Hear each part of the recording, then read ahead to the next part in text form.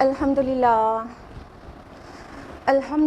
وحدہ والصلاة والسلام علی من لا نبی بعد واعوذ باللہ من الشیطان الرجیم بسم اللہ الرحمن الرحیم شہر رمضان الذی انزل فیہ القرآن ھدی للناس وبینات من الھدی والفرقان بسم اللہ الرحمن الرحیم رب اشرح لی صدری ویسر لی امری واحلل عقدۃ من لسانی یفقہوا قولی۔ میری عزیزی سامعات، آپ سبھی کا درس قرآن مجید میں تہہ دل سے خیر مقدم ہے۔ السلام علیکم ورحمۃ اللہ وبرکاتہ۔ کیسے آپ سبھی لوگ؟ الحمدللہ۔ اللہ تعالیٰ آپ سب کو اچھا رکھے، خوشحال رکھے، صراط مستقیم پر رکھے۔ اللہ تعالیٰ ایمان اور اعمال صالحات میں دن دگنی رات چوگنی ترقی عطا کرے۔ اللہ تعالیٰ آپ سے راضی ہو جائے اور آپ کو السابقون السابقون میں شامل کر لے۔ آمین آمین، جزاک اللہ خیر۔ تو ہم لوگ بڑھتے ہیں درس قرآن کی طرف، جس لیے یہاں گیدر ہوئے ہیں۔ اور درس قرآن میں کون سی سورہ چل رہی تھی؟ سورہ طٰہٰ، ماشاء اللہ۔ تو ہم لوگ لاسٹ ویک کا ریویژن لیں گے، اس سے پہلے کہ آیا نمبر 99 آنورڈس تفصیل سے جانیں لاسٹ ٹائم کا ریویژن، ٹھیک ہے، جو کہ آیا نمبر 90 سے 98 تک کا ہوگا ریویژن۔ آپ لوگوں کو یاد ہے کہ موسیٰ علیہ السلام کے متعلق بہت تفصیلی قصہ چل رہا تھا، ٹھیک ہے، جو کہ اب ایک دم اختتام پذیر ہونے والا ہے۔ اور آیا نمبر 91 کے اکارڈنگ یہ ہے کہ ہارون علیہ السلام ان کو روک رہے تھے سامری کی بات ماننے سے اور شرک کرنے سے، بچڑے کو معبود بنانے سے روک رہے تھے ہارون علیہ السلام، لیکن وہ لوگ نہیں مان رہے تھے اور کہہ رہے تھے کہ ہم تو ایسے ہی کرتے رہیں گے، اسی کا اعتکاف کرتے رہیں گے جب تک کہ موسیٰ ہمارے پاس لوٹ کر نہیں آ جاتے۔ پھر اس کے بعد موسیٰ علیہ السلام جب آئے تو ان کو یہ بات عجیب لگی کہ ہارون علیہ السلام کے ہوتے ہوئے بھی ہماری قوم نے کیسے شرک کیا، بچڑے کو کیسے معبود بنایا۔ تو انہوں نے پوچھا کہ تم کو کس چیز نے روکا تھا، ہارون علیہ السلام سے پوچھا کہ تم کو کس چیز نے روکا تھا میری پیروی کرنے سے، یعنی تم نے روکا کیوں نہیں؟ تو ہارون علیہ السلام نے کیا جواب دیا کہ اے میرے ماں کے بیٹے، میری داڑھی نہ پکڑ اور مجھے سب کے سامنے رسوا نہ کر۔ میں نے پوری کوشش کی تھی، لیکن کیا ہوا کہ جب مجھے یہ ڈر ہوا کہ یہ تفرقہ پڑ جائے گا ان کے اندر، فرقت بین بنی اسرائیل، جب بٹ جائیں گے بنی اسرائیل، تو اس بات سے مجھے ڈر لگا کہ آپ آئیں گے تو کہیں گے کہ میری قوم کو تم نے بانٹ دیا۔ تو موسیٰ علیہ السلام مطمئن ہو گئے کہ ان کا آرگیومنٹ سالڈ ہے۔ تفصیل سے ہم نے آپ کو لاسٹ ٹائم بتایا تھا، جس کو یاد نہیں ہے وہ یوٹیوب پر دیکھ لے، ٹھیک ہے۔ تو پھر موسیٰ علیہ السلام ٹرن ہوئے سامری کی طرف کہ تیرا کیا معاملہ ہے سامری؟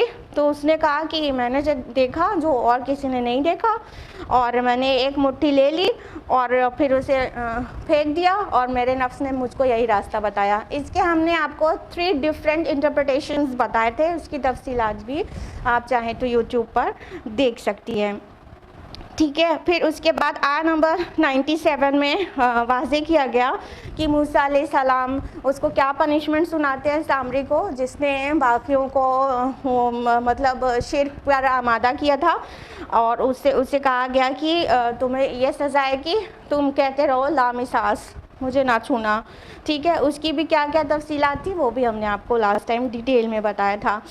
اور پھر اس کے بعد موسیٰ علیہ السلام نے کہا کہ اب تم دیکھو کہ جس چیز کو تم عبادت کر رہے تھے، اپنا معبود سمجھ رہے تھے، اس کو ہم کس طرح جلا کر بھسم کر کے اس کی راکھ کو سمندر میں اڑا دیں گے، بکھیر کے رکھ دیں گے، اور کوئی بچانے والا نہیں ہوگا اس کو۔ اور واضح کیا کہ تمہارا الہ تو صرف ایک ہی ہے، اور وہ ہے اللہ سبحانہ و تعالیٰ، اور اسی کو ہر چیز کا علم ہے، یعنی کہ الہ ہونے لائق صرف وہ ہی ہے، بے شک و شبہ۔ یہ تھا لاسٹ ٹائم کا ریویژن۔ اب ہم لوگ آیا نمبر 99 آنورڈز جانیں گے پوری تفصیلات کے ساتھ۔ اعوذ باللہ من الشیطان الرجیم، بسم اللہ الرحمن الرحیم۔ کذالک نقص علیک من انباء ما قد سبق۔ تو اے نبی صلی اللہ علیہ وسلم، اس طرح ہم سنا رہے ہیں آپ کو حالات اس زمانے کے جو گزر چکا. وَقَدْ آتَيْنَاكَ مِن لَّدُنَّا ذِكْرًا، اور ہم نے آپ کو خاص اپنے پاس سے ذکر عطا کیا. یہ اس سے پہلے تک موسیٰ علیہ السلام کا قصہ جو بہت طویل چل رہا تھا وہ یہاں پر اختتام پذیر ہوا. ٹھیک ہے، اور اللہ تعالیٰ اب اپنے رسول جس پر یہ وحی آئی ہے اور ہمارے پیارے نبی صلی اللہ علیہ وسلم ان سے خطاب کر کے کہہ رہے ہیں کہ اے نبی، ہم آپ کو پچھلے دور کے کچھ واقعات آپ کو تفصیلات کے ساتھ سناتے ہیں. اسی طرح کس طرح؟ جس طرح موسیٰ علیہ السلام کا پورا قصہ سنایا گیا، یعنی اور بھی جگہوں پر مختلف اقوام کی تفصیلات آئی ہیں اور دوسرے انبیاء علیہ السلام کے متعلق خبریں آئی ہیں.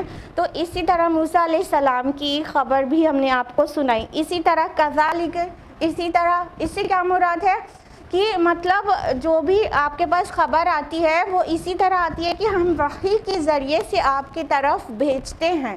ٹھیک ہے، اور جو یہ کہا گیا کہ جو اس سے پہلے کے حالات اور پہلے کے زمانے اور پہلے کے رسولوں کا قصہ آپ کو سناتے ہیں، تو اس کا ایک مقصد ہوتا ہے. ایک مقصد ہوتا ہے. اگر آپ غور کریں تو یہ سورت جہاں سے بگن ہوئی تھی اسی مقصد پر یہ لوٹ آئی ہے اینڈ میں بالکل. ٹھیک، اور اس کے درمیان میں جو موسیٰ علیہ السلام کا پورا قصہ سنایا گیا ہے وہ اسی مقصد کی وضاحت کے لیے تھا، اسی مقصد کی تکمیل کے لیے تھا. سٹارٹنگ کہاں سے ہوئی تھی؟ قرآن سے. ما انزلنا علیک القرآن لتشقی. ٹھیک ہے، ہم نے قرآن آپ پر اس لیے نازل نہیں کیا کہ آپ مشکل میں پڑ جائیں، مشقت میں پڑ جائیں. ہاں، بات وہاں سے شروع ہوئی تھی قرآن سے، اور قرآن کو نصیحت بتاتے ہوئے وہاں سے بگن ہوئی تھی. اور پھر اسی طرح دوسری قوموں کے اوپر بھی اللہ تعالیٰ نے ان کے رسولوں پر بھی وحی نازل کی. موسیٰ علیہ السلام کا پورا تذکرہ آیا کہ موسیٰ علیہ السلام نے کس طرح مطلب اس ظالم قوم کے ساتھ کیا معاملات پیش آئے. ان کے پاس پھر وحی آئی اور اللہ تعالیٰ نے ان کو رسول مقرر کیا، اور اس قوم نے ان کے ساتھ کیا کیا، فرعون اور آل فرعون نے کیا کیا. ٹھیک ہے، یہ ساری تفصیلات آئیں. تو یہ ایک طرح کی تنبیہ ہے اہل مکہ کے لیے اور رہتی دنیا تک کے انسانوں کے لیے کہ جو رسول کی بات نہیں مانے گا تو دیکھ لو انجام کیا ہوگا اس کا. ہاں، رسول اور رسول کے ساتھیوں کی فتح ہوگی الٹیمیٹلی، اور جو لوگ رسول کی تکذیب کرتے ہیں وہ کیا ہو جائیں گے؟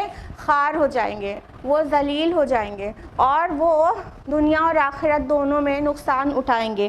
تو یہ ہے اس کا کنیکشن سورہ کی سٹارٹنگ کا سورہ کے اینڈ کے ساتھ، اور بیچ میں پورا جو موسیٰ علیہ السلام کا قصہ بتایا گیا ہے وہ اسی بات کو سمجھانے کے لیے بتایا گیا ہے کہ اللہ تعالیٰ نے ٹائم ٹو ٹائم اپنے رسولوں کو بھیجا ہے، نبیوں کو بھیجا ہے، ان کے پاس کتابیں بھیجی ہیں، اور اس کتاب کی دعوت پر اور اس رسول کی دعوت پر جو لوگ ایمان لے آئے ہیں الٹیمیٹلی فائنلی وہی لوگ سرخرو ہوئے ہیں، اور جن لوگوں نے ان کی تکذیب کی ہے وہ لوگ نیست و نابود ہو گئے اور وہ نشان عبرت بن گئے. جیسا کہ فرعون آج بھی اس کی باڈی پریزروڈ ہے اور وہ ساری دنیا کے لیے ایک نشان عبرت ہے.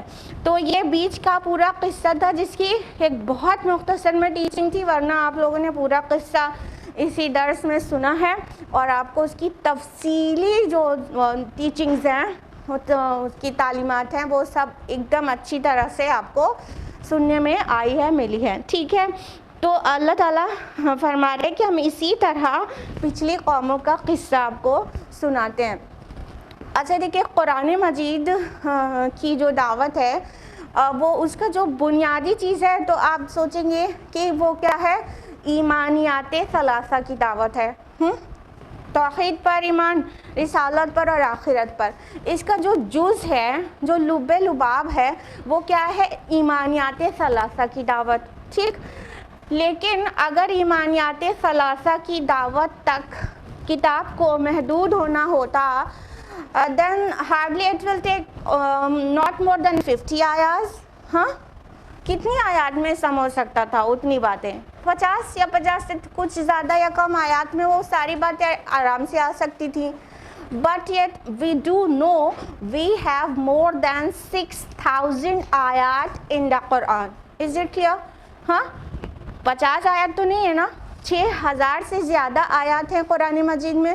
تو یہ کیا شو کر رہا ہے کہ کچھ اور بھی چیزیں ہیں جو بیان کی گئی.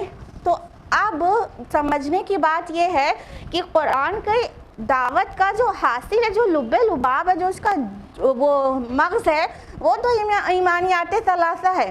لیکن باقی جو آیات ہیں 6,000 سے زیادہ آیات, وہ اس بات کو ثابت کرنے کے لیے ہیں, وہ اس بات کے ریشنل آرگیومنٹ ہے, وہ اس بات کے لاجیکل آرگیومنٹس ہیں, وہ اس بات کا ہسٹوریکل آرگیومنٹس ہیں. سمجھ آ رہا ہے؟ تو یہ جو پچھلے رسولوں کی خبریں, پچھلے اقوام کی خبریں ہیں, وہ بھی اس کا ایک آرگیومنٹ ہے کہ دیکھو رسول کی دعوت پر ایمان نہیں لائے تو الٹیمیٹلی کیا ہوگا تمہارے ساتھ. یعنی وہ ثبوت کے طور پر, ایویڈنس کے طور پر پیش کیا گیا ہے کہ پچھلے رسولوں کی دعوت ماننے والوں کا کیا ہوا اور نہیں ماننے والوں کا کیا ہوا. تو تمہیں یہ ثبوت فراہم کیا جا رہا ہے کہ تم مانو گے تو کیا فائدہ ہوگا اور نہیں مانو گے تو کیا نقصان ہوگا. میری بات کی سمری آپ کو سمجھ میں آ گئی کہ ہم کیا کہنا چاہ رہے ہیں؟ ہم یہ کہنا چاہ رہے ہیں کہ خالی ایمان کی دعوت دینا ہوتا اللہ کی کتاب میں تو 50 آیات میں بات سم ہو جاتی, لیکن 6,000 سے زیادہ قرآن کی آیات جو ہیں وہ ایمانیات کے دلائل ہیں, وہ آرگیومنٹس ہیں, ریشنل آرگیومنٹس بھی ہیں, لاجیکل بھی ہیں, ہسٹوریکل بھی ہیں, اور نصیحت, ذکر نصیحت کی طرح سے بھی ہیں, تنبیہ بھی ہے, کبھی کبھی بہت محبت سے نصیحت بھی ہے, بہت کچھ ہے. ٹھیک ہے, تو وہ چیزیں اس کو ثابت کرنے کے لیے ہیں, سمجھانے کے لیے ہیں. تو اسی کی ایک چیز ہے جو اللہ تعالیٰ یہاں پر مینشن کر رہے ہیں کہ ہم پچھلے زمانے کی باتیں آپ کو بتاتے رہتے ہیں تاکہ جو انسان اس سے نصیحت حاصل کرے. اور آگے اسی آیت کے جو سیکنڈ فقرہ ہے وہ کیا ہے کہ ہم نے آپ کو خاص اپنے پاس سے ذکر عطا کیا ہے. اب یہ ذکر کیا ہے؟ الذکر ایگزیکٹلی قرآن مجید. اِنَّا نَحْنُ نَزَّلْنَا الذِّكْرَ وَإِنَّا لَهُ لَحَافِظُونَ. کس کے لیے ورڈ الذکر آیا؟ قرآن مجید کے لیے. ہم نے اس ذکر یعنی قرآن کو نازل کیا ہے اور ہم ہی اس کی حفاظت کریں گے. تو یہاں پہ بھی ذکر جو ہے یہ قرآن مجید کے لیے ہی استعمال ہوا کہ اللہ تعالیٰ نے قرآن مجید عطا کیا پیارے نبی صلی اللہ علیہ وسلم کو. کنیکٹ ہو گئی نا بات؟ طٰہٰ مَا أَنزَلْنَا عَلَيْكَ الْقُرْآنَ لِتَشْقَىٰ, کہ ہم نے آپ پر قرآن اس لیے نازل نہیں کیا کہ آپ مصیبت میں پڑ جائیں. یہاں پہ آ کے کنیکٹ ہو گئی بات کہ ہم نے آپ کے بیچ آپ کو الذکر دیا ہے, قرآن مجید دیا ہے. یعنی جو ذریعہ ہدایت ہے, جو مین سورس آف گائیڈنس ہے وہ کیا ہے؟ الذکر قرآن. الذکر کا معنی یہی ہوتا ہے. ذکر مینس ہوتا ہے ریمائنڈر, ٹھیک ہے, یاد دہانی. ذکر کا معنی ہوتا ہے نصیحت, ٹھیک ہے. تو یہاں جو قرآن ہے وہ پورا کا پورا ریمائنڈر بھی ہے اور نصیحت بھی ہے. تو قرآن مجسم الذکر ہے. تو اللہ تعالیٰ فرما رہے کہ ہم نے آپ کی طرف ذکر نازل کیا ہے. یعنی یہ جو باقی جو لوگ جن کو آپ دعوت دے رہے ہیں انہیں چاہیے کہ وہ الذکر سے فائدہ اٹھائیں, اس کی نصیحت پر کان دھریں اور اپنے دنیاوی اور اخروی فلاح و کامیابی اور کامرانی حاصل کر لیں. آیت نمبر 100. من اعرض عنہ فإنہ یحمل یوم القیامت وزرا. جس کسی نے اس قرآن سے اعراض کیا تو قیامت کے دن ایک بھاری بوجھ اٹھائے گا. اب اللہ تعالیٰ آگے فرماتے ہیں کہ جس نے بھی اس کی نصیحت سے منہ موڑا, یعنی اس قرآن سے منہ موڑا, وہ روز قیامت اپنے کارناموں کا بوجھ اٹھائے گا. ٹھیک ہے. تو دو ہی طرح کے لوگ ہوتے ہیں. جب کوئی کتاب اللہ کی طرف دعوت دے رہی ہوتی ہے تو اس کے سوسائٹی پوری دو میں ہی ڈیوائیڈ ہو جاتی ہے, بائیفورکیٹ ہو جاتی ہے.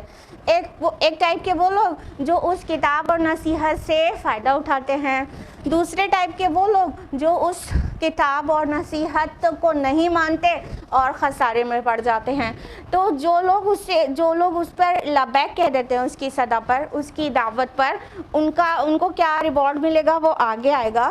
لیکن جو لوگ اس کتاب کی، اللہ کی وحی کے ذریعے رسول پر جو کتاب نازل ہوئی اس کی پکار پر لبیک نہیں کہتے ہیں، اس کی دعوت پر ایمان نہیں لاتے ہیں، تو کیا ہوتا ہے، ان کا جو پنشمنٹ ہے وہ یہاں بیان کیا جا رہا ہے آیت نمبر 100 میں، کہ جس نے اسے اعراض کیا وہ قیامت کے دن ایک بہت بھاری بوجھ اٹھائے گا۔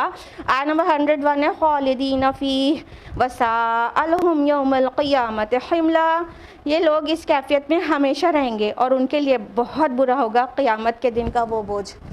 یعنی جو انسان خود رب اور رسول کی نہیں مانے گا تو اس کے اعمال خود ہی اس کو بوجھ بن کے اسے بوجھل کیے ہوئے ہوں گے۔ ساتھ ہی سوسائٹی میں بہت لوگ ایسے ہوتے ہیں جو لوگ خود تو گمراہ رہتے ہی ہیں، اپنے پیچھے بہت بڑی تعداد لوگوں کی ان کی وجہ سے گمراہ ہو جاتی ہے۔ تو جو ایسا انسان ہوگا جس کے سر پر اس کی ہی گمراہی کا بوجھ نہیں اور بہت سارے لوگوں کی گمراہی کا بھی وہ ذمہ دار ہوگا، تو ان کا بوجھ ملٹی پلائی ہو کے اس کے اوپر لگ جائے گا۔ یہ یاد رکھیے گا کہ جب بھی کوئی اچھے کام کی طرف انسان بلاتا ہے تو وہ جو اچھا کام کہہ رہا ہے اس کے کہنے پر وہ کر رہا ہے، اس کی نیکی میں سے اس کو بھی ملتا ہے نا، جس نے اس کو اچھائی کی طرف بلایا۔ بالکل اسی طرح جب کوئی انسان خود گمراہ ہونے کے ساتھ ساتھ دوسروں کے بھی گمراہی کا سبب بنتا ہے تو کیا ہوتا ہے، پھر وہ دوسرے لوگ جو اس کے پیچھے چل کے بلائنڈلی فالو کر کے گمراہ ہوئے، ان سب کے گناہوں کا بوجھ اس ایک اکیلے انسان پر بھی ہوتا ہے جہاں سے گمراہی بگن ہوئی ہے۔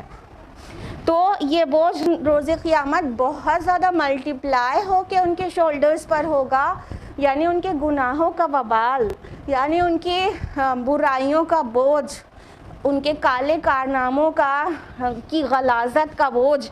تو اللہ تعالیٰ فرما رہے کہ جو بھی اس قرآن کی دعوت پر لبیک نہیں کہے گا، اس سے نصیحت نہیں اخذ کرے گا، ہمارے نبی کی بتائے ہوئے طریقے زندگی کی طرح اپنی زندگی نہیں گزارے گا، تو کیا ہوگا، اور روز قیامہ بہت برا بوجھ اٹھائے گا، اور وہ بوجھ ایسا ہوگا کہ وہ ہمیشہ ہی اس پر لدا ہوگا اور وہ بہت پچھتائے گا، اور وہ بوجھ بہت برا بوجھ ہوگا۔ اچھا دیکھیے، ایک کوئی ماں بنتی ہے خاتون، اس سے پہلے اسے کچھ مہینے بوجھ اٹھانا ہوتا ہے، حمل اٹھانا ہوتا ہے، آخری مہینے اور ایک لاسٹ کے 2 مہینے تک وہ دن الٹی گنتی سے گنتی رہتی ہے کہ کب یہ بوجھ اترے گا، مطلب اب بس وہ ایسا ہو جائے کہ بوجھ اتر جائے، کیونکہ بوجھ انسان کو کبھی بھی اچھا نہیں لگتا، وہ چاہتی ہے کہ بس 9 مہینہ پورا ہو اور جلدی سے یہ بوجھ اتر جائے، جبکہ وہ بوجھ کیا ہے، یہ بہت پلیزنٹ برڈن ہے۔ ہاں پلیزنٹ ہے کہ نہیں؟ ہاں بہت زیادہ والا، اتنا پلیزنٹ برڈن بھی جی چاہ رہا ہے کہ بس اتر جائے، کروٹ بدل کے آخری 2 مہینے گزرتے ہیں۔ ہاں اب سوچئے جو بوجھ جس میں کوئی پلیزنٹ خبر نہیں ہونے والی ہے، وہ بوجھ کو کیوں کر انسان چاہے گا کہ لدا رہے۔ ہاں بچوں کا اسکول بیگ ہوتا ہے، وہ بھی ایک نالج کے لیے چیز ہے، وہ بھی پلیزنٹ بوجھ ہے، پھر بھی نہ پیرنٹس کو اچھا لگتا ہے نہ بچوں کو، پھر بے مطلب کا بوجھ لاد دیا جائے تو انسان کتنا برڈنڈ اور کتنا تھکا اور ہارا محسوس کرتا ہے، اور اس پل کا انتظار میں وہ بوجھ اٹھا کے گزار لیتا ہے کہ وہ عنقریب وہ اتر جائے گا۔ قیامت میں کہا جا رہا ہے خالدین فیہ، وہ اسی کیفیت میں ہمیشہ رہیں گے، بوجھل، اور بہت برا ہوگا وہ بوجھ۔ ابھی وہ بوجھ لدنے یا وہ بوجھ نہ لدنے والے دن باقی ہیں، یعنی آپ لوگ قیامت میں اگر پہنچ گئے ہوں گے ذہناً تو ہم آپ کو واپس لا رہے ہیں کہ ابھی وہ دن باقی ہے کہ یا تو ہم اپنے لیے بوجھ کما لیں یا تو ہم اپنے لیے آسانیاں کما لیں. ہاں ابھی وہ دن باقی ہے, واپس آ جائیے اور ابھی سے طے کرنا ہے کہ کیا کرنا ہے کیا نہیں کرنا ہے, اور وہ صاف صاف صرف اسی کتاب سے پتہ چلے گا. انسان سوچتا ہے کہ ارے اتنی بات تو ہم کو معلوم ہے, اتنی تو معلوم ہے. کچھ نہیں معلوم. جب قرآن میں غوطہ زنی کرو نا تو لگتا ہے تو زندگی ختم ہو جائے گی اور اس کی ایک سورہ بھی پوری طرح سمجھ میں نہ آ پائے گی.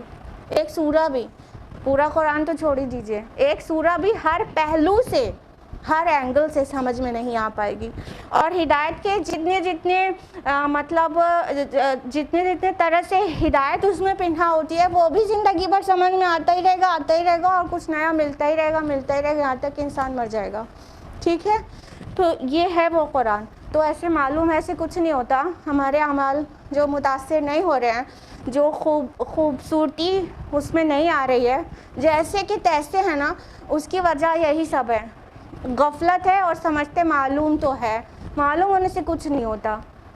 ماحول لینے کی ضرورت ہے. قرآن میں ڈیلی بیسس پر غوطہ زنی کرنے کی ضرورت ہے, تب پتہ چلے گا کہ معلوم کتنا تھوڑا سا تھا اور ابھی معلوم چلتا ہی جا رہا ہے, تو سمجھ میں آتا ہی جا رہا ہے کہ بالکل ادھورا ہے, ابھی بھی ادھورا ہے. تو اس پہ قرآن میں غوطہ زنی کریں گے تو انشاءاللہ ہماری زندگیاں تب سنوریں گی, تب ہدایت پر آئیں گی, اور تب محسوس ہوگا کہ اگر ایسا نہ ہوتا تو ہم کتنا بوجھل ہو جانے والے تھے قیامت کے دن. آیت نمبر 102. یوم ینفخ فی الصور ونحشر المجرمین یومئذ زرقا. جس دن سور پھونکا جائے گا اور ہم مجرموں کو اس دن اکٹھا کریں گے اس حالت میں کہ ان کی آنکھیں نیلی پڑی ہوں گی. اب اللہ سبحانہ تعالیٰ فرما رہے ہیں کہ وہ قیامت کی منظر کشی ہے. ٹھیک ہے, کہ جس دن سور پھونکا جائے گا. کس دن سور پھونکا جائے گا؟ روز قیامہ.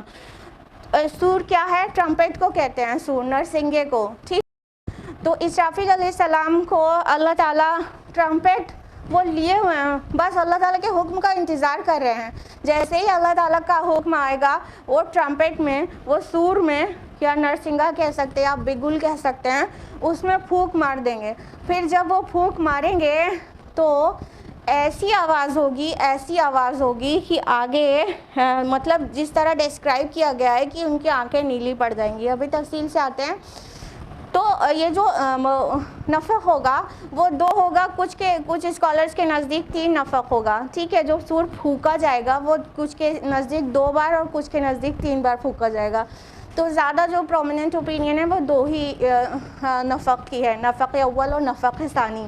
تو نفخ اول جو ہوگا, جب اسرافیل علیہ السلام جب پہلا بار سور پھونکیں گے تو کیا ہوگا کہ ساری دنیا میں جتنی بھی انسان ہیں اور جو کچھ بھی ہے یہاں سب تہس نہس ہو جائے گا اور سب کو موت آ جائے گی. ٹھیک ہے, جب نفخ ثانی ہوگا یعنی جب دوسری بار وہ ٹرمپٹ کو بلو کریں گے تو اللہ کے فرشتے, تو کیا ہوگا, سب ریوائیو ہو جائیں گے اور اپنے رب کی طرف اکٹھا ہونے کے لیے بھاگنے لگیں گے. ٹھیک ہے, تو یہ نفخ اول اور نفخ ثانی قرآن مجید سے واضح ہے. تو جو 3 کہتے ہیں تو وہ بھی مطلب اسکالرلی اوپینین 3 کی بھی ہے. بہرحال ہم نے آپ کو 2 والی اوپینین بتائی. تو اس دن, جس دن سور پھونکا جائے گا, اس دن کی ہیبت کو بیان کیا گیا ہے کہ یہاں پہ زرقا لفظ آیا ہے جو کہ ازرق کی جمع ہے. ازرق مینس ہوتا ہے بلیو, پتہ ہوگا نا آپ لوگوں کو, ازرق مینس بلیو. ٹھیک, تو وہ ان کی مطلب یہاں پہ آنکھ کے لیے ورڈ تو نہیں ہے, لیکن زرقا لفظ نیلی آنکھوں کے لیے استعمال ہوتا ہے. لیکن ایک اوپینین یہ ہے کہ پورا بدن ہی نیلا سا ہو جائے گا, کیونکہ جب خوف بہت زیادہ بڑھ جائے تو آکسیجن کی کمی ہو جاتی ہے باڈی میں. جب حد سے زیادہ خوف بڑھ جائے تو آکسیجن کی کمی ہونے لگتی ہے. جب باڈی میں آکسیجن کی کمی ہونے لگتی ہے تو پوری باڈی جو ہے بلوئش ہونے لگتی ہے, اور یہ بلوئش جو باڈی ہے اس کنڈیشن کو, آکسیجن کی جو شارٹیج ہے اس کو اناکسیا کہتے ہیں. تو اناکسیا کی کنڈیشن کی وجہ سے پوری باڈی, اٹ میں بھی پاسبل کہ پوری کی پوری باڈی بلوئش ہو جائے. ٹھیک ہے, یا تو پھر یہ آنکھیں جو نیلی ہو جائیں, ایسا بھی ہو سکتا ہے. اس کا ایک ایکسپلینیشن یہ بھی ہے کہ آنکھیں نیلی ہو جائیں. تو تو آنکھیں نیلی ہونا کیا مراد ہے؟ جو آنکھیں نیلی ہوتی ہیں وہ بلوئش وائٹ ہوتی ہیں، ٹھیک ہے، آنکھوں میں ایک دم ڈارک نیلا رنگ تو نہیں ہوتا نا، بلوئش وائٹ ہوتی ہیں. تو یہ کب ہوتا ہے؟ جب یہ بھی انتہا خوف کی وجہ سے ممکن ہے کہ انسان کی آنکھیں بے نور ہو جائیں، اسے دکھائی نہ پڑے. تو جو آنکھوں سے دکھائی نہیں پڑتا تو وہ دیکھا ہوگا پھولی پھولی سی اور سفیدی ایک دم نیلگو مائل سفیدی لیے ہوئے ہو جاتی ہیں. تو یہ بھی ممکن ہو سکتا ہے کہ اس دن کافروں کا یا اللہ کی بات نہیں ماننے والوں کا ان کے آنکھیں جو ہے وہ بے نور ہو جائیں، پتھرا جائیں، جس کو کہتے ہیں آنکھیں پتھرا جائیں، جس کی وجہ سے نیلگو سفیدی آ جائے ان میں، تو اس کو کہا گیا ہے زرقا. تو بہرحال یہ بھی ہو سکتا ہے. اور ایک ہلکا سا اشارہ ادھر بھی ہے کہ یہ امریکنس اور یوروپینس جو ہیں ان کی آئیز جو ہے بلوئش آئیز، گرینش اور بلوئش آئیز ہوتی ہیں. تو آن دا ہول جو قوم، سب لوگ نہیں، آن دا ہول موٹے طور پر جو ایک قوم جس کی میجورٹی گھوم رہا ہے، تو وہ کہہ سکتے ہیں کہ ویسٹرنرز جو ہیں، جو یوروپینز ہیں اور امریکنز ہیں، ان کی جو میجورٹی گھوم رہا ہے، اٹ میں بی پاسبل کہ یہ وہ ان کے لیے کہا گیا ہے کہ وہ جو نیلی آنکھ والے ہوں گے وہ دن جو ہے ان کے اوپر آئے گا. کہنے کا مطلب قیامت والے دن تو انتہا درجے کے بس بالکل نافرمان لوگ ہی بچیں گے نا جب قیامت آئے گی، مومن تو نہیں رہیں گے نا.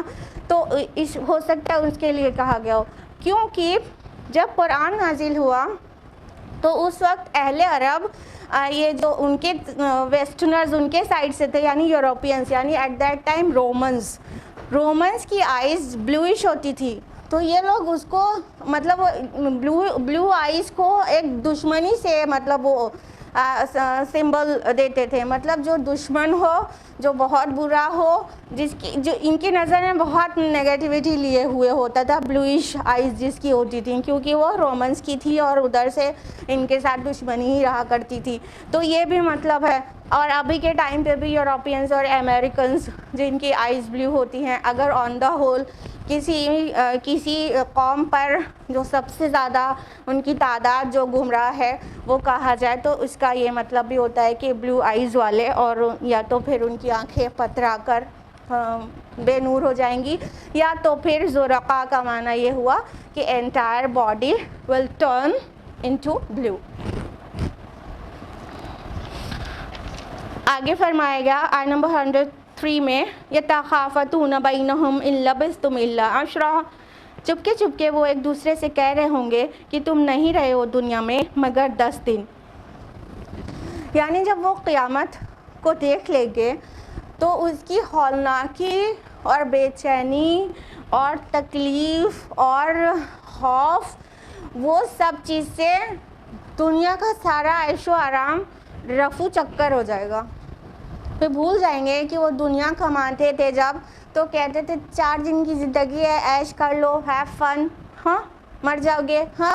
اور وہ بھول جائیں گے کہ وہ کہتے تھے کہ ارے موت، برزخ، قیامت، حساب وہ بہت دور کی بات ہے، یہ جو دکھ رہا ہے وہ یہ دنیا کی زندگی ہے، یہ دکھ رہا ہے نا، وہ کس نے دیکھا ہے. وہ سب طوطے اڑ جائیں گے ان کے.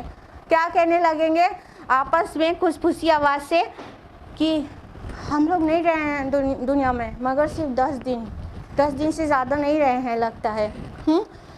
اور مطلب یہ خوف اور مطلب پچھتاوے کی انتہا ہوگی. دیکھیے ایسا لگتا ہے روز آخرت 10 دن یا 1 دن، ابھی اس سے بھی کم والے بھی آیات ہیں کہ 1 گھڑی 2 گھڑی، یہ والی بھی آیات ہیں ابھی بتاتے ہیں. تو انسان جب کسی چیز پہ پچھتاتا ہے تو اس سے پہلے کا ٹائم تو ایسا لگتا ہے جیسے خواب دیکھو اور یہاں پہ آ گیا.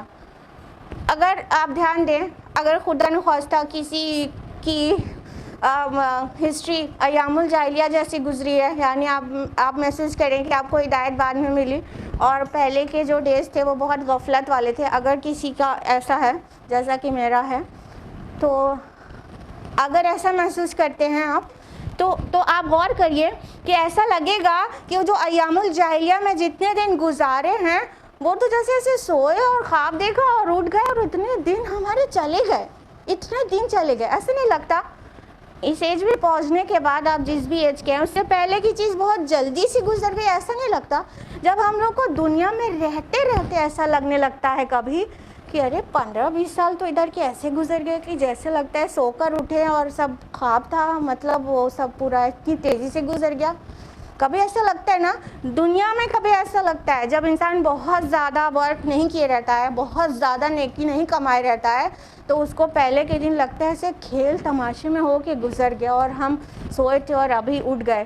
یا فلمی اسٹائل میں جیسے دوڑتے دوڑتے ہیرو جوان ہو جاتا ہے ایسے لگتے ہیں نا, مطلب سڈنلی ہو گیا ایسا نا. تو جب ابھی ہمیں دنیا میں رہتے ہوئے ایسا لگ جاتا ہے کبھی کبھی, تو پھر آخرت میں کیوں کر نہ لگے گا. تو ایک بات تو یہ ہوئی کہ جب ریوائول ہوگا, جب ریزریکشن ہوگا, سب لوگ واپس زندہ ہوں گے, تو کیا ہوگا کہ وہ ان کو لگے گا دنیا میں ہم 10 دن سے زیادہ نہیں رہے.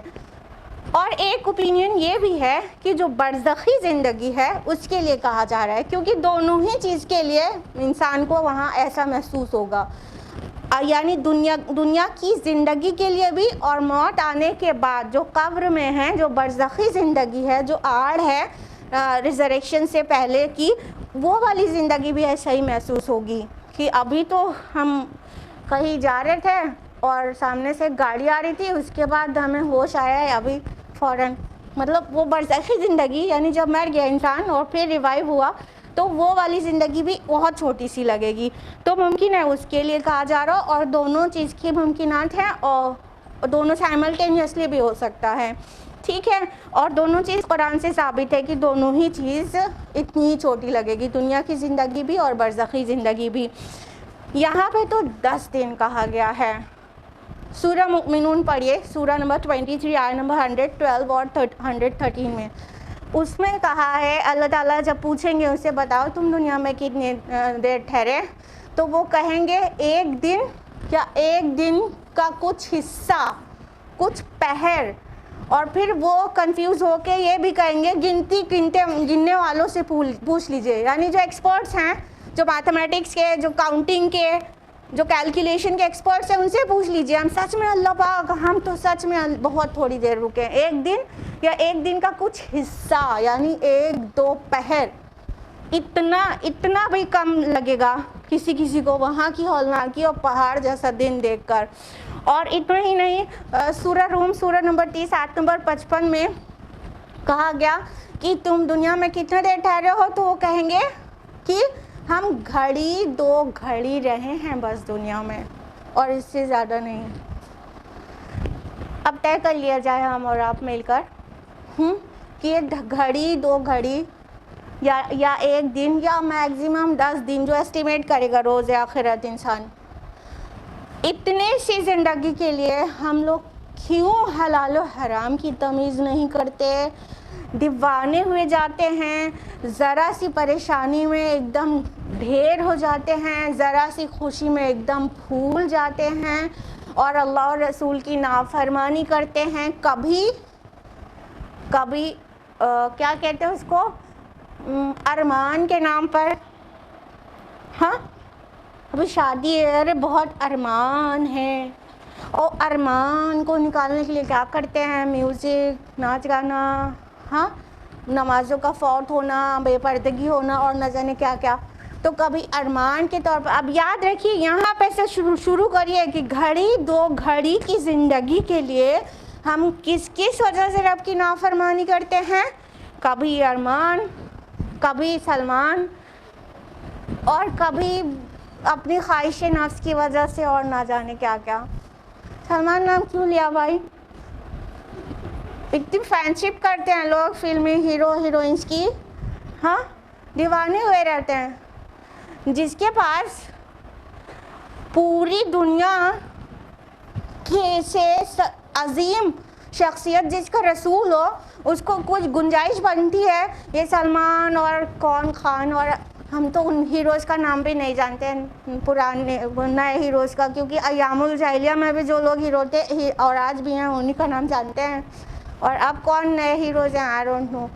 ٹھیک ہے, تو ان کے پیچھے ہم عرب کی نافرمانی کرتے ہیں, ان کی فرینڈشپ میں پاگل ہوئے رہتے ہیں, دیوانے ہوئے رہتے ہیں ایک دم. اب اسے ریلیٹ کر کے سوچئے ذرا، گھڑی 2 گھڑی کی جو زندگی ہو، دن 2 دن 10 دن کی جو زندگی ہو، اس کو اس طرح ویسٹ کرنا چاہیے کیا؟ ہاں، اسی میں اگر کما لیا ہوتا، یعنی مطلب اس کی اہمیت بھی بہت ہے، دنیا مزرعہ الآخرہ، دنیا آخرت کے لیے کھیتی ہے، تو اگر ہم نے اس میں کچھ اچھی فصل لگائی ہوتی، یہ کانٹے اور یہ کیکٹس اور زقوم لگانے کے بجائے اگر ہم نے اس میں انگور اور انار لگائے ہوتے تو وہاں ہم اچھی فصل کاٹتے نا۔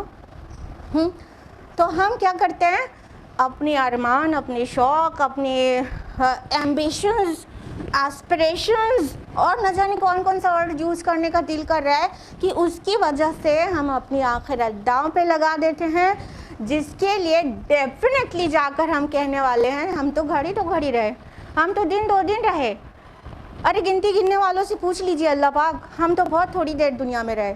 تو اس تھوڑی دیر کی دنیا کی زندگی میں اتنا مگن ہونا چاہیے کیا کہ ہوش میں ہی نہیں رہنا چاہیے کہ یہ بات اللہ کی اور اللہ کے رسول کی نافرمانی والی ہے جو ہمیں شوق چڑھا جا رہا ہے کرنے کا۔ ہاں، ہوش میں رہنا چاہیے نا، یاد رکھنا چاہیے یہ چھوٹی سی ہے، غم ہے، کوئی بات نہیں، ارمان ہے اس کو دبا رہے ہیں، اپنے نفس کو کنٹرول کر رہے ہیں، کوئی بات نہیں، سارے ارمان جنت میں نکلیں گے نا انشاءاللہ۔ تو یہ ہوش میں رہیں گے اگر، تو یہ گھڑی 2 گھڑی، دن 2 دن کی زندگی بہت اللہ کے حدود میں رہ کر، شریعت کی حدود میں رہ کر گزار پائیں گے۔ لیکن جب سوچیں گے کہ یہیں، جیسے کافر سوچتا ہے کہ یہ دنیا ہی سب کچھ ہے اس کا، تو جب اس طرح سوچیں گے تو پھر سبھی کچھ پورا کرنا ہے، شوق بھی پورا کرنا ہے، اور غم میں بھی اللہ کی ناشکری کرنا ہے، اور سبھی کچھ کرنا ہے کہ ہمیں کیا ملا ہے آج تک، ہمیشہ غم ہی تو ملا ہے، میرے ساتھ ایسا ہوا اور ایسا ہوا اور ایسا ہوا۔ 2 4 10 20 پریشانیاں ہوتی ہیں، اس کو ہم اٹھا کے کاؤنٹ کرنے لگتے ہیں، اور ان گنت، ہزاروں نہیں، لاکھوں نہیں، کروڑوں نہیں، ان گنت نعمتیں ہوتی ہیں، اس کو کاؤنٹ کرنے کی کبھی توفیق نہیں ہوتی ہے، تو پھر ہم ناشکرے ہو جاتے ہیں۔ تو دھیان رکھیں کہ یہ دنیا میں کتنی دیر رہنے کے لیے آئے ہیں، اس کو ایک دم مسافر کی طرح گزاریں، اور جیسے کہ بس ابھی سفر کنٹینیو ہو جائے گا۔ اللہ کے رسول صلی اللہ علیہ وسلم نے اپنے آپ کو کیا کہا کہ مجھے عیش و آرام سے کیا لینا ہے، مطلب رسول اللہ صلی اللہ علیہ وسلم کا ایک جو بستر تھا وہ بہت زیادہ سخت تھا، تو صحابہ نے کہا یا رسول اللہ ہم آپ کے لیے ایک نرم گدا نہ بنوا دیں اس کو ریپلیس کر کے؟ تو اللہ کے رسول صلی اللہ علیہ وسلم نے فرمایا کہ مجھے آرام سے کیا لینا ہے، میں تو اس دنیا میں ایسے ہوں جیسے کہ ایک کوئی مسافر تھک کر کسی پیڑ کے سائے میں رک جاتا ہے پھر اٹھ کے چل دیتا ہے۔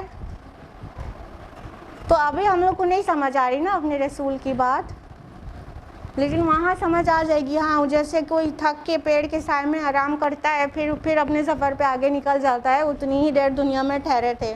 ہاں، موت ایک زندگی کا وقفہ ہے، یعنی آگے بڑھیں گے دم لے کر، تو موت آئے تو ختم تو ہو نہیں جانا ہے، پھر جب وہاں پہ جو ریوائیو کیے جائیں گے، ریزریکشن ہوگا، تب ہم کو سمجھ آ جائے گا کہ ہم کتنی تھوڑی دیر کے لیے دنیا میں ایسے رکے تھے، عالم برزخ میں عہد الست میں جو عالم ارواح میں پیدا ہوئے تھے، پھر دنیا میں آئے تھے، تو بس ایسے جیسے مسافر تھوڑی دیر کے لیے رکتا ہے، ہالٹ کرتا ہے، ہاں، اور ہالٹ کرنے کے بعد پھر اس کی جرنی کنٹینیو ہو جاتی ہے، تو پھر اس طرح ہم واپس آ گئے آخرت میں، اور اصلی زندگی تو اب جی رہے ہیں جو آخرت میں جیے گا انسان۔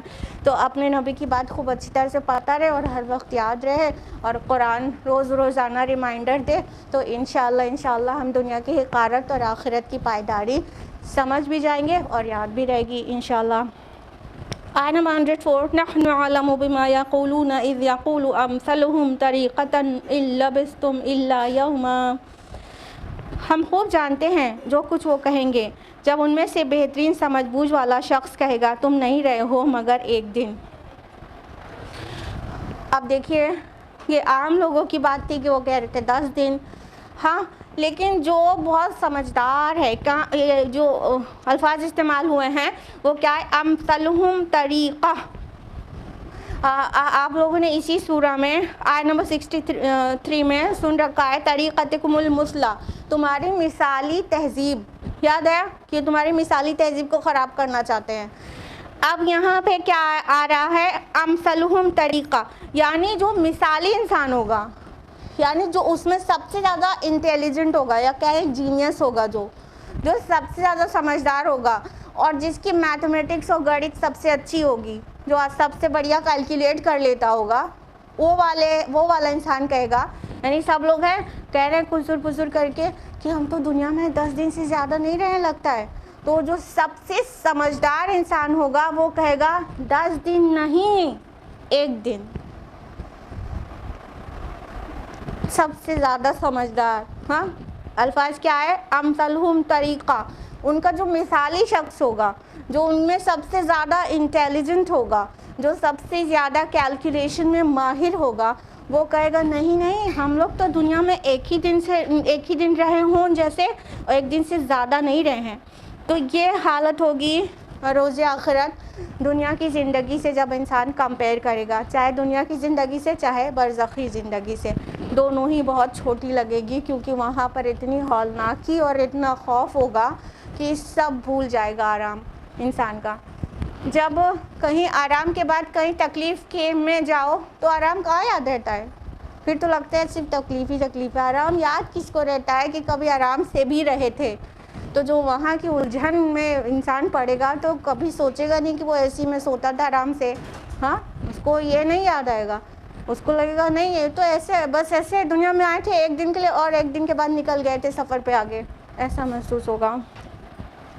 آیت نمبر 105. وَيَسْأَلُونَكَ عَنِ الْجِبَالِ، اور اے نبی صلی اللہ علیہ وسلم یہ لوگ آپ سے پہاڑوں کے بارے میں پوچھتے ہیں. فَقُلْ يَنْسِفُهَا رَبِّي نَسْفًا، آپ کہہ دیجئے کہ میرا رب ان کو ریزہ کر کے بکھیر دے گا.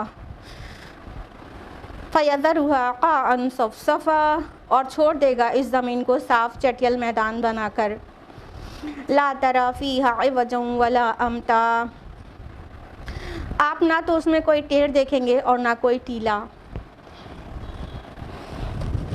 جب رسول اللہ صلی اللہ علیہ وسلم قیامت اور آخرت کا ذکر کرتے تو اس میں یہ بات بھی آتی، بار بار آتی، کہ یہ پوری زمین جو ہے ایک چٹیل میدان کی طرح ہو جائے گی روز قیامت، اور تم سب میدان محشر میں اکٹھا ہوگے، حساب و کتاب ہوگا وغیرہ وغیرہ. جو تفصیلات رسول اللہ صلی اللہ علیہ وسلم پیش کر رہے تھے اس میں کفار کو ہنسنے کا، مذاق بنانے کا اور طنز میں سوال کرنے کا موقع مل جاتا تھا. ان میں سے ایک سوال یہ بھی تھا کہ اچھا آپ کہتے ہیں سب میدان ہو جائے گا، سب بھاگیں گے، چٹیل میدان ہو جائے گا، تو یہ جو اتنے بڑے بڑے پہاڑ ہیں وہ کہاں چلے جائیں گے؟ یہ طنز میں کفار کا سوال ہو جاتا تھا کہ یہ پہاڑ پھر کہاں چلے جائیں گے. جو تصویر آپ ہمیں دکھا رہے ہیں قیامت کی، تو یہ اتنے جمائے پہاڑ جو چاہے کتنا بھی طوفان آئے ٹس سے مس نہیں ہوتے، یہ کہاں چلے جائیں گے؟ تو اللہ تعالیٰ نے ان کا سوال کوٹ کر کے جواب دلوایا ہے اپنے نبی سے کہ آپ سے پوچھتے ہیں پہاڑوں کے بارے میں، کہہ دیجئے میرا رب تو ان کو ریزہ ریزہ کر کے بکھیر دے گا. یعنی جو قیامت کی آواز ہوگی، جو ٹرمپٹ بلو کیا جائے گا، وہ اتنی ہولناک ہوگی کہ سب کچھ تہس نہس ہو جائے گا، اور یہ جو پہاڑ ہے نا یہ مطلب چور چور ہو جائے گا. اللہ تعالیٰ کے لیے کیا مشکل ہے کہ پہاڑ ریزہ ریزہ کر دے. غور کریے گا کبھی، یہ جو ریت ہوتی ہے ریگستان میں وہ کیا ہوتی ہے؟ جو ریت کے پارٹیکلز ہوتے ہیں یہ اس کی کوئی ویلیو نہیں ہوتی. ہوا آتی ہے اور ایسے اڑنے لگتے ہیں، ہاں اوپر سے اڑنے لگتے ہیں. تو یہی جو ریت کے پارٹیکلز ہیں یہی جمی صورت میں پہاڑ ہیں. اور کیا ہے؟ کچھ اور ہے کیا؟ ہاں یہ ذرات جم گئے ہیں تو پہاڑ ہیں، یہ ایک دم الگ الگ ہیں پسے ہوئے تو یہ ریت کے ذرات ہیں. ریت کے ذرات کے متعلق کوئی سوال نہیں پیدا ہو رہا، لیکن پہاڑ کے متعلق سوال پیدا ہو رہا ہے. تو اللہ تعالیٰ نے کہا کہ ان سے کہہ دیجئے کہ میرا اللہ تو ان کو ریزہ ریزہ کر کے ریت کر کے بالکل پیس کے ایک دم بکھیر دے گا اور زمین کو صاف چٹیل میدان بنا دے گا. اب وہ قیامت کی جو وہ یہ منظر کشی ہے اس کی حقیقت پہ آ جائیے. جب وہ فارم ہوئی تھی یہ ہماری لینڈ جو ہمارے جینے لائق بنی ہے، وہ کیسے فارم ہوئی تھی اور پھر وہ فلیٹن کیسے ہو جائے گی، کیوں کر ہو جائے گی، ریزن بھی جانتے ہیں آج. دیکھیے اللہ تعالیٰ نے جب آدم علیہ السلام کو زمین پر بسانے کا ارادہ کیا تو اس سے بہت پہلے سے یہ زمین رہنے لائق بنتی چلی جا رہی تھی. ٹھیک ہے, جیسے سائنس ڈسکرائب کرتی ہے, اٹس نتھنگ رانگ, کہ وہ پہلے آگ کا گولا تھی, پھر ٹھنڈی ہوئی, پھر اس پہ پانی, اور پانی کے لیے انزال ورڈ آتا ہے قرآن حکیم میں. تو ایکچولی H2O جو ہے, کیمیکل فارمولا بتا رہے واٹر کا, یہ H2O جو ہے وہ اوپر سے نازل ہوا ہے, پانی نہیں تھا نا پہلے. پھر اللہ تعالیٰ نے آسمان سے پانی نازل کیے, بادل کی بات نہیں کر رہے ہیں, یہ جیسے پانی اتارا جب آتا ہے نا, مطلب آسمان سے پانی اتارا تو فوراً سب کے دماغ میں آتا ہے کہ جو بادل ہے یہاں سے پانی بارش ہوتی ہے اسی کو کہا جا رہا ہے. وہ بھی سمجھیں تو کوئی مسئلہ نہیں ہے, وہ بھی اوپر ہی رہتا ہے پھر اترتا ہے. لیکن ایکچولی جو پانی سب سے پہلے یہ گلوب پر آیا ہے, یہ آسمان سے نازل ہوا ہے. H2O اللہ تعالیٰ نے آسمان سے نازل کیا ہے.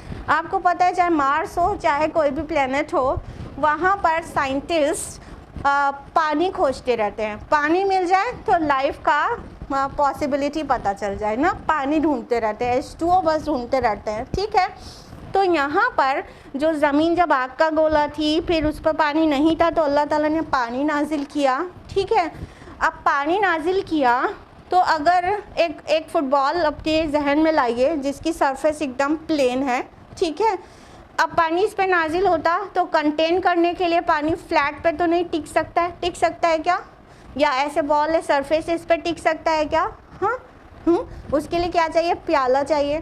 ہاں, کچھ ایسا چاہیے جو گہرا ہو جس میں پانی کنٹین ہو سکے. رائٹ, تو اس سے پہلے کہ پانی نازل ہوتا, زمین کی جو جیولوجی پورا بتاتی ہے کہ پھر فولڈنگ فینومینا کے ذریعے پہاڑ اور کھائی گہرائی وجود میں آئی ہے. ٹھیک ہے, تو جو فولڈنگ ہوئی ہے ارتھ پہ, ارتھ کرسٹ کی فولڈنگ ہوئی. فولڈنگ کس کو کہتے ہیں؟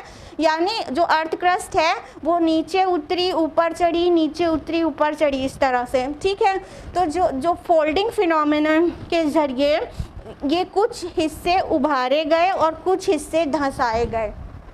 اب جو دھسے ہوئے حصے ہیں وہ سمندر بن گئے اور دریا, اور یعنی وہ پیالے بن گئے کہ جب اللہ پاک اوپر سے پانی نازل کرے تو اس کو کنٹین کرنے کے لیے گہرا کوئی وہ ہو, وہ کوئی چیز ہو گہری جس میں واٹر کنٹین ہو سکے. اگر آپ کو لگتا ہے کہ یہ جو جتنی سوائل کے اندر پانی چلا جاتا ہے اتنے میں ہماری زندگی چلتی ہے تو بالکل غلط لگتا ہے. بارش ہوتی ہے, پانی ڈیفینیٹلی زمین کے اندر جاتا ہے, پیوریفائی ہوتا ہے, لیکن اتنے پانی سے ہماری زندگی نہیں چلتی ہے نا. وہ جو سمندر ہیں بہت بڑے بڑے, جو کہ مور دین 66% پارٹ ہے, یعنی 2/3 پارٹ جو ارتھ کا ہے پورا وہ پانی ہے. تو وہ جو واٹر باڈی ہے, جو سمندر ہیں, وہاں سے ایوپریشن ہوتا ہے. جب سورج کی گرمی اس پہ پڑتی ہے واٹر ایوپریٹ ہوتا ہے. ایوپریٹ ہونے کے بعد وہ اوپر جاتا ہے بادلوں کی شکل میں, اس کا کنڈنسیشن ہوتا ہے, وہاں پہ اسٹور ہوتا ہے, پھر وہ برف کی فارم میں ایون سولیڈیفائی بھی ہو جاتا ہے, اور جب اللہ تعالیٰ کی مرضی ہوتی ہے تو وہ اترتا ہے قطرہ قطرہ کر کے, جس کو ہم بارش کہتے ہیں. تو یہ سمندر سے ایوپریٹ, اتنی بڑی سرفیس سے ایوپریٹ ہو کے بادل بنتا ہے, تب واپس نیچے اترتا ہے نا. اور وہ جو ہم لوگ چھوٹے چھوٹے واٹر فلٹر اپنے گھر پہ لگاتے ہیں نا, تو پوری دنیا کے انسان مل کے, پوری دنیا کے سائنٹسٹ مل کے پوری انسانیت کے لیے واٹر فلٹر پلانٹ لگانا چاہتے ہیں تو عاجز آ جاتے ہیں. لیکن اللہ تعالیٰ نے جس طرح ایوپریشن, کنڈنسیشن, دین رین کا جو سسٹم میں بنایا ہے اوپر بادلوں کا, وہ اس سے فار سپیریئر ہے. تو اللہ تعالیٰ نے ایک پیوریفائر لگا دیا, بادلوں کی شکل میں جائیں گے پھر پیوریفائی ہو کر اتر آئیں گے. ٹھیک ہے, اب ہم آپ کو یہ بتا رہے تھے کہ جب تک گہرائی نہیں ہوتی تو واٹر کنٹین کہاں ہوتا, اور جب واٹر کنٹین نہیں ہوتا تو مطلب آدم پانی سے بنائے گئے, یعنی مٹی پانی ڈال کے سانی گئی تھی نا.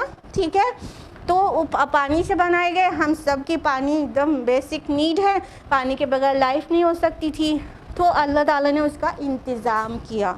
ٹھیک, تو یہ پھر اسی طرح ارتھ کو مطلب شیپ اپ کیا گیا کہ ہم یہاں پر سروائیو کر سکیں. اس سے پہلے کہ آدم علیہ السلام زمین پر آتے یہ پہاڑ بنائے گئے فولڈنگ فینومینا کے ذریعے. اسی وجہ سے پہاڑ جتنے اوپر دکھتے ہیں نا اس سے بھی زیادہ گہری ان کی روٹس ہوتی ہے اسی شیپ میں.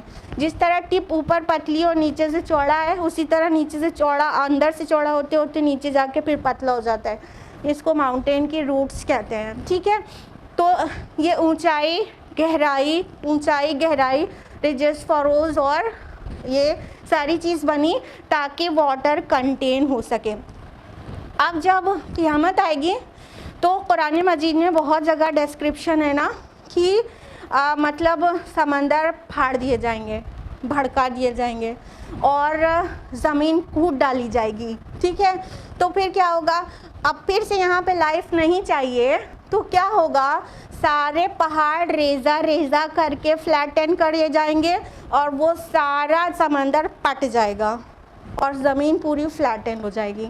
اب اس طرح ہیومن لائف کے لیے مطلب پانی کی ضرورت سروائیول کے لیے نہیں بچے گی نا. اس کے بعد لائف رہے گی لیکن لائف سروائیول کے لیے واٹر کی ضرورت نہیں ہوگی نا. جنت میں بھی کھانے کو ملے گا لیکن وہ جینے کے لیے نہیں ہوگا نا, وہ ٹیسٹ کے لیے ہوگا. رائٹ, تو کیونکہ وہاں پہ تو موت آنی نہیں ہے. جب یہ دوبارہ زندگی ملے گی تو موت تو آنی نہیں رہے گی. تو پھر کیا ہوگا؟ لائف سروائیول کے لیے واٹر نہیں چاہیے تو یہ پہاڑ دب کے یعنی وہ ریزہ ہو کے سمندر کی گہرائی ندیوں کی گہرائی سب پٹ کر پورا فلیٹن ہو کے میدان محشر تیار ہوگا.